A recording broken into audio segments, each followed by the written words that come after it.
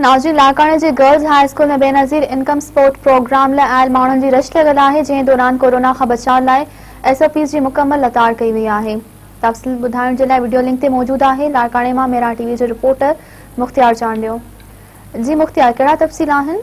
नाज़रीन, हींअर असीं मौजूद आहियूं लाहौरीमला गर्ल्स हाई स्कूल में, जिते बेनज़ीर इनकम सपोर्ट जी जेका किस्त हलाई पई वञे ऐं तव्हां पोयां जो मंज़र ॾिसी रहिया आहियो त औरतुनि जो हिकिड़ो मेड़ मिड़ियो पियो आहे ऐं उन्हनि खे SOPs तहत अमल करायो पियो वञे।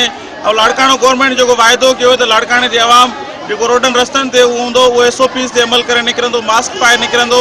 हीअ तव्हां पोयां जो मंज़र ॾिसी रहिया आहियो। जेके औरतूं मेड़ कयूं बीठियूं आहिनि, न हिननि खे मास्क आहे, न हिननि जी लाइन आहे, न इंतिज़ामिया पारां हिन कैंप ते जेका पुलिस बि मुक़ररु नाहे कई वई। हिते लेडीज़ जी कैंप लॻल आहे। लेडीज़ जे अंदरि जेके जेंट्स बि मौजूदु आहिनि, मर्द बि मौजूदु आहिनि ऐं मर्द जेके उहे पैसा अंदरि हलाए रहिया आहिनि, उहे हिकु हिकु औरत जी जेका 12,000 जी किस्त जेका मिली रही आहे, उन फी किस्त तां कंहिंजा 500 कटिया पिया वञनि त कंहिंजो 1000 कटियो पियो वञे। लाड़काणो इंतिज़ामिया तरफ़ां बेनज़ीर इनकम सपोर्ट जा जेके पैसा कटिया पिया वञनि, उन वाले सां को बि तहरीक न आहे वरितो।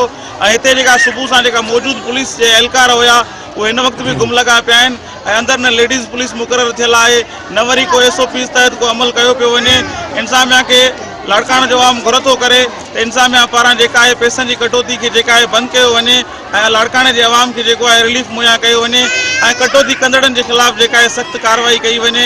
ऐं असां हिते मौजूदु किन औरतुनि सां ॻाल्हायोसीं। उन्हनि जो चवणु हुयो त असां खां फी माण्हू खां या फी औरत खां जेका आहे त असां खां कंहिंखां 500 कंहिंखां 1000 रुपयो कटियो थो वञे। जी।